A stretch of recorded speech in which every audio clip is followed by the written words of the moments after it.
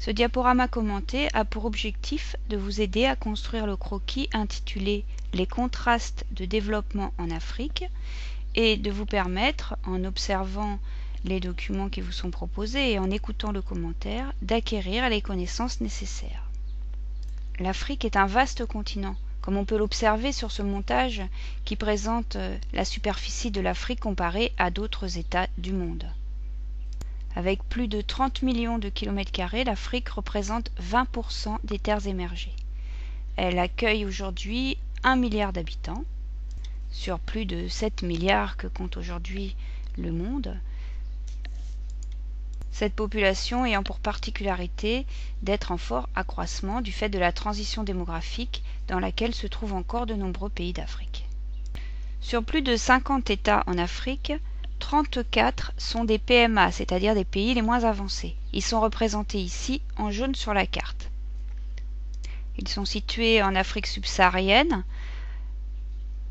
de la Mauritanie au nord-ouest à la Somalie au nord-est et de l'Angola au Mozambique au sud.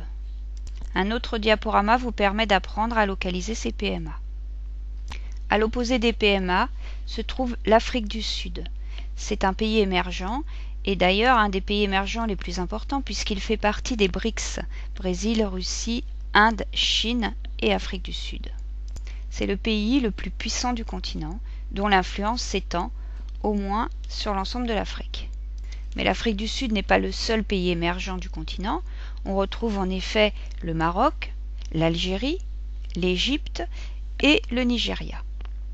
Ces États sont considérés comme des puissances régionales avec une économie en forte croissance.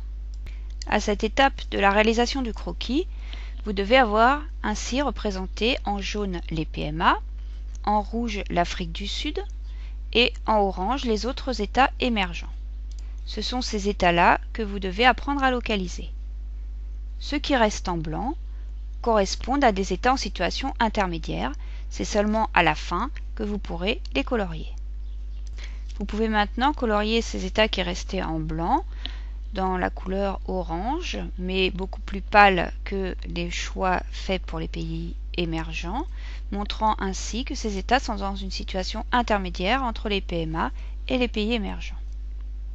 Le croquis est maintenant entièrement colorié par des plages de couleurs, des figurés de surface, qui témoignent de l'inégale intégration de chacun de ces États africains à la mondialisation.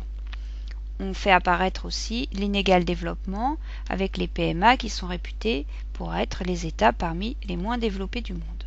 Changeons maintenant d'échelle pour faire apparaître les principales métropoles. J'ai fait le choix de n'indiquer ici que 5 métropoles qui ce sont des métropoles internationales, même si elles ne sont pas toutes des villes mondiales. Il s'agit du Caire, en Égypte, de Johannesburg, en Afrique du Sud, Lagos au Nigeria, Abidjan en Côte d'Ivoire et Dakar au Sénégal. J'insiste sur la nécessité de faire des figurés suffisamment gros pour que ces villes ressortent bien sur le croquis. Certaines de ces métropoles sont aussi des grands ports. On a représenté ici par un tracé bleu les grandes routes maritimes.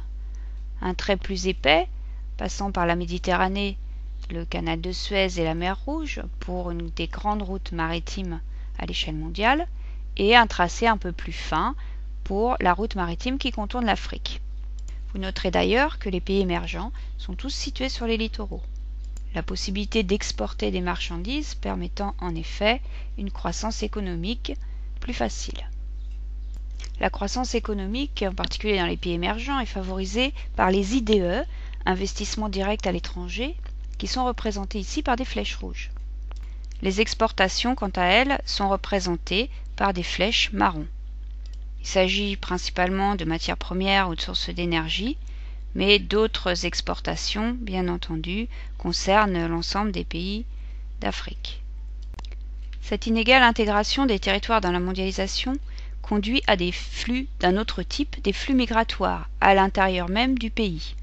Ainsi, l'Afrique du Sud et le Nigeria sont des États particulièrement attractifs pour les pays voisins. Nous venons donc de mettre en valeur l'inégale intégration des territoires africains à la mondialisation. Ces disparités sont à la fois cause et conséquence de l'inégal développement. Les PMA en jaune sur cette carte sont les États les moins développés d'Afrique. Cela signifie que la majorité de la population vit difficilement. L'espérance de vie est faible, l'accès aux besoins primaires n'est pas garanti, et l'espoir d'une vie meilleure est souvent plus un rêve qu'une réalité. Ce mal développement explique l'émigration externe, c'est-à-dire hors de l'Afrique. En effet, les populations les plus jeunes, dynamiques des pays les moins avancés, préfèrent quitter leur pays pour tenter de trouver une vie meilleure. Cela constitue un obstacle au développement dans la mesure où ces populations jeunes partent ailleurs et ne pourront donc contribuer au développement du pays.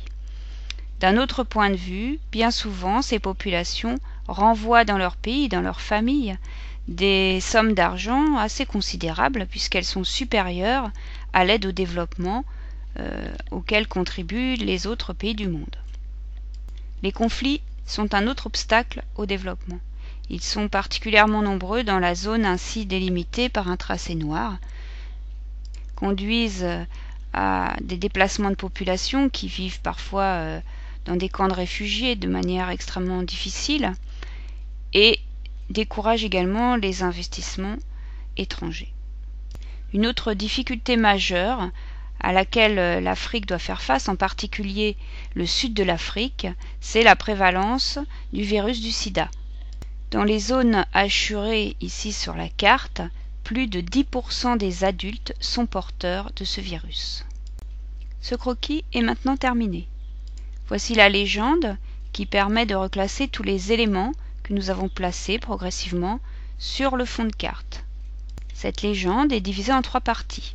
Première partie, l'inégale intégration à la mondialisation, avec des figurés de surface qui sont conçus de manière hiérarchisée afin de mettre en valeur la différence entre la puissance émergente, l'Afrique du Sud et les PMA.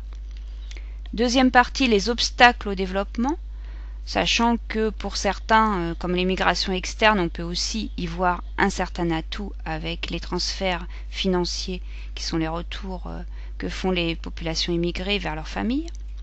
Et enfin, les atouts favorisant le développement, avec les richesses exportées, les investissements directs à l'étranger, les métropoles et les grandes routes maritimes qui favorisent le développement des littoraux. Ce croquis peut être bien entendu enrichi, nuancé, mais vous avez là une base qui permet de traiter le sujet.